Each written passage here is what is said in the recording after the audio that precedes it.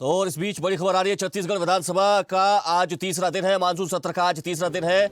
उप मुख्यमंत्री विजय शर्मा और स्वास्थ्य मंत्री श्याम बिहारी जायसवाल के विभागों के सवाल लगाए गए हैं। Cyber crime, PM Awas Yojana, MNREGA, बंद पड़ी जांच मशीन, राष्ट्रीय स्वास्थ्य मिशन पर सवाल जवाब होंगे। सीएम विष्णुदेव साय, समाज कल्याण मंत्री लक्ष्मी राजवाड़े, खाद्य मंत्री दयाल दास बघेल पत्रों को पटल पर रखेंगे। चलिए एक बार फिर से हमारे साथ संवाददाता हिमांशु रायपुर से लाइव जुड़ गए हैं। हिमांशु, क्या अपडेट है आपके पास?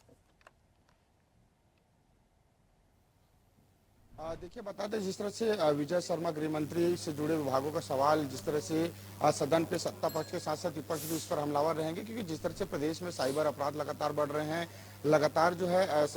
अपराधों की आंकड़ों को लेकर जो है विपक्ष है वो सदन पर सवाल रखते नजर आएंगे और कहीं ना कहीं गृह मंत्री को घेरते हुए नजर आएंगे, क्योंकि लगातार प्रदेश की चाहे बात कर जाए महिला संबंधी अपराध को लेकर कहे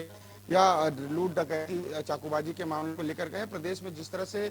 तमाम जो घटनाएं हैं उसका जिक्र करते हैं, आंकड़ों को लेकर विपक्ष है वो सत्ता पक्ष यानी गृह मंत्री पर हमलावर होता हुआ साफ तौर पर जो है सदन पे नजर आएंगे। साथ ही स्वास्थ्य मंत्री जिसमें साफ तौर पर जो है स्वास्थ्य संबंधित अनियमितताएं गंभीर रूप से देखी जा रही, प्रदेश के अलग अलग अस्पतालों में जिस तरह से स्टाफ की कमी को लेकर कहे या इलाज में लापरवाही को लेकर कहे या जो है एक्सपायरी दवाओं की सप्लाई को लेकर कहे और तमाम ऐसे मुद्दों को लेकर स्वास्थ्य विभाग भी घिरता नजर आएगा। इसके साथ साथ कृषि विभाग की बात कर ली जाए तो जिस तरह से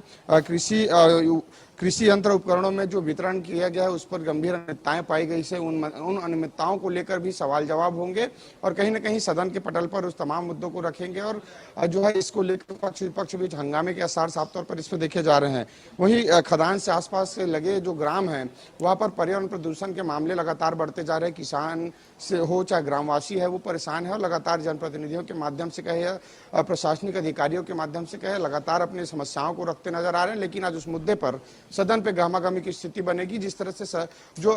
खदानों के चलते जो आसपास स्थानीय निवासी है उन्हें गंभीर समस्याओं का सामना करना पड़ा, चाहे किसानी करने को, फसल खराब होने को लेकर कहे या जल जनित बीमारियों को लेकर कहे, तो कैसे इन तमाम मुद्दों को लेकर सदन पर भी चर्चा की जाएगी और विभागीय मंत्री इसका जवाब देते साफ तौर पर नजर आएंगे। और वहीं सीएम विष्णुदेव साय के समाज कल्याण मंत्री लक्ष्मी राजवाड़े और खाद्य मंत्री दयालदास जो है सदन के पटल पर रखेंगे और इस पटल के माध्यम से पत्रों को लेकर चर्चा की जाएगी पक्ष विपक्ष के बीच। तो कुल मिलाकर अलग अलग जो है जिस तरह से गृह मंत्री, स्वास्थ्य मंत्री, कृषि मंत्री, ये तीनों के मुद्दों पर आज सदन जो है देर शाम तक गहमागहमी की स्थिति यहाँ पर बनी रहेगी और हंगामे पक्ष विपक्ष भी देखने को मिलेगा। जी